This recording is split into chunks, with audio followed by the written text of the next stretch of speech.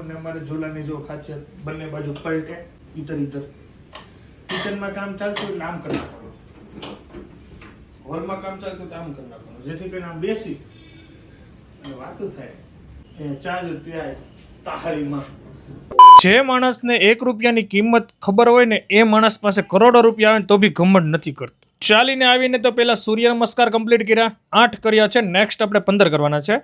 દાદાના દર્શન કરીને ઘરે ઝૂલતો તો ને મેડમ પાસે મગાવી લીધું ગોદડું મારે જોઈએ મજા આવે, હવે મજા આવશે હિચકવાની. પછી ભાઈ ઉઠી ગયા, તેને હાંડિયો કરી લીધો અને પછી એમને રેડી કરીને મોકલી દીધો સ્કૂલ. વચ્ચે મળી ગયા વિપુલભાઈ, તો એમને મહાદેવ કીધા, કેલિનપુરાને બાય કીધું ને ભાઈને ફાઇનલી ઘરેથી બાય કરીને આપણે ઓફિસ નીકળી ગયા. બપોરનું વર્ક ડન કરીને ઘરે આવ્યા તો મેડમ અમારે ભાઈને લઈને આવી રહ્યા હતા અને હું પછી મસ્ત ભોજન કરીને બપોરના બધા વર્ક ડન કરીને સાંજે ઘરે આવ્યો તો આયંશભાઈ ભગવદ્ ગીતા લઈને બેઠા હતા. ભગવદ્ ગીતાના શ્લોક વાંચ્યા અને પછી આવી ગયા ફ્રૂટ લેવા આયંશ માટે અને શિવાંશ માટે. આયંશને સ્ટ્રોબેરી બહુ ભાવે, સંતરા બહુ ભાવે, શિવાંશને પણ ભાવે તો લઈ લીધા. પછી તો ખોડિયાર નમકીનમાં થોડું ઘણું લેવાનું હતું તો મેડમ અમારે જો સામે શોપિંગ કરી રહ્યા છે. અમે અંદર એટલે નથી, આયંશભાઈ અમારે બધું વીખી નાખે. એનીવે ગાઈઝ, આજના 10,000 સ્ટેપ કમ્પ્લીટ કર્યા, ઘરે પહોંચીને મસ્ત પછી ભોજન લીધું. હવે અમે જે છે માનવ ઉત્કર્ષ મહોત્સવમાં જે ચોથો દિવસ છે ને વ્યસન મુક્ત કુટીરમાં બાળકો જે કામ કરી રહ્યા છે, બહુ બધાના વ્યસન મુક્ત કરાવ્યા છે. આંકડો તો બહુ જાજો છે પણ મને યાદ નથી, પણ આ મહારાજની દયા હોય ને તો જ કરીએ કે બાળકો. અપૂર્ણા મુનિ સ્વામીનો આજનો ટોપિક હતો અહમ ચલે તો હિન્દુસ્તાન ચલે. એમનો તમને લાસ્ટમાં 5 મિનિટનો વિડીયો મૂકીશ,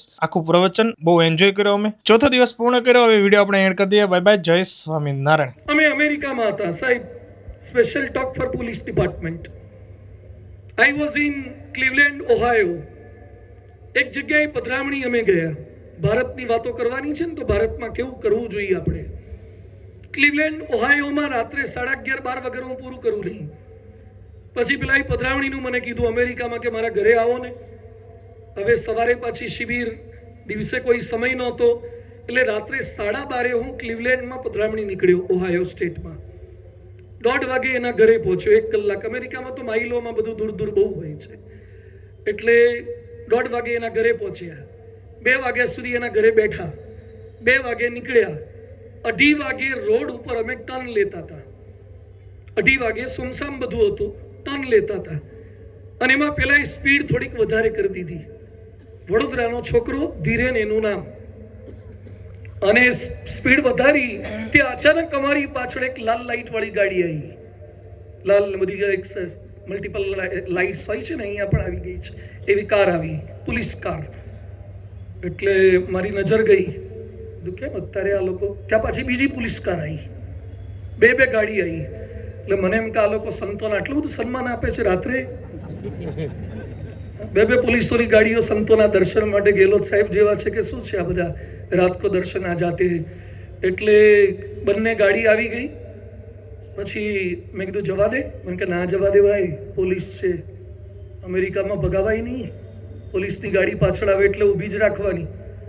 અમારા રાજકોટમાં એક જણો પોલીસની બંદૂક લઈને જતો રહ્યો, તે 2 દિવસે બંદૂક મળી. પેલા શું સુરવીર છે કાઠિયાવાડીઓ હારા, પોલીસની બંદૂક લઈને જતો રહ્યો. આવા સુરવીર પોલીસને હામાં થઈ જાય, મારે એને. તો આ તો બંને ગાડી આવી એટલે પેલા એ ગાડી એકદમ ઊભી રાખી દીધી ધીરેને. પછી અમેરિકામાં પેલું સ્ટેરિંગ જુદી બાજુ હોય ને આપણા કરતા, ઇન્ડિયા કરતા. એટલે મારી બાજુ જ પોલીસ આવ્યો પેલો અને બંદૂક ધરી અને મને કે હેન્ડ્સ અપ. એટલે મેં વળી આમ કરી દીધું, કારણ કે આપણે નિયમ તો ફોલો કરવા જ જોઈએ ને જે દેશમાં જઈએ એના. એટલે ગ્લાસ નીચે ઉતારો, ગ્લાસ નીચે. પછી ઓરેન્જ કપડાં જોયા એટલે એને લાગ્યું કે પ્રિસ્ટ લાગે છે, હિન્દુ પ્રિસ્ટ. પછી વેલકમ કર્યું એણે. પોલીસે ગન એના હાથમાં હતી. પછી જોયું કે આ લોકો કોઈ એટેક કરે એવા નથી, બહુ સારા સિવિલિયન છે, એટલે પછી એને ગન નીચે મૂકી દીધી.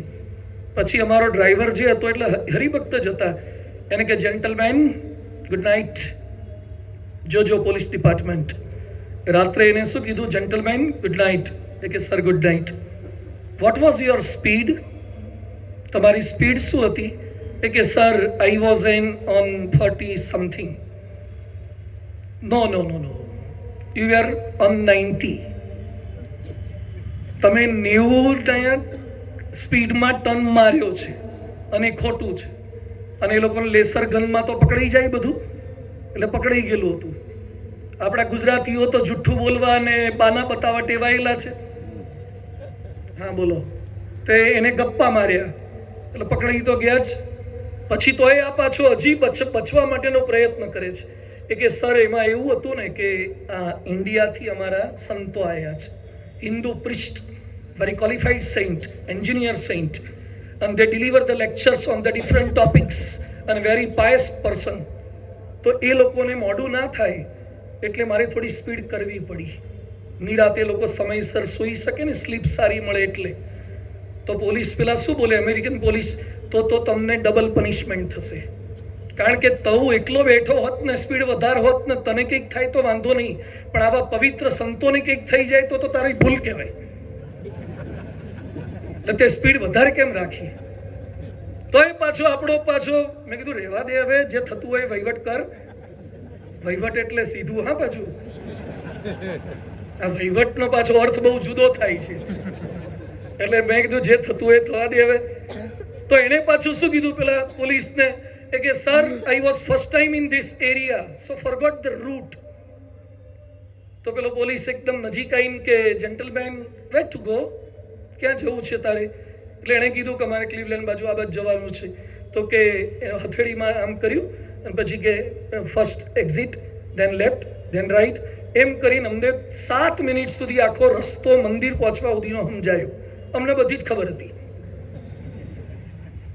એટલે પેલા છોકરાને એમ થઈ ગયું બહુ ભાવ થઈ ગયો લાગે સાહેબને, અને મને એમ થઈ ગયું બહુ ભાવિક છે આ તો. આખો હથેળીમાં મેપ સમજાયો. પછી થોડી વાર રહીને કે gentleman this is your ticket. $150 ticket આપી અમને. એટલે આ તો અમારે પધરામણીમાં નહોતા આવ્યા. આ પધરામણીમાં $50 આવ્યા હતા, $150 પેલો પોલીસ લઈ ગયો આરો. પણ મારે લેવાની એની જે રીત હતી ને, it was nice sir. behave, how to behave with the victim also.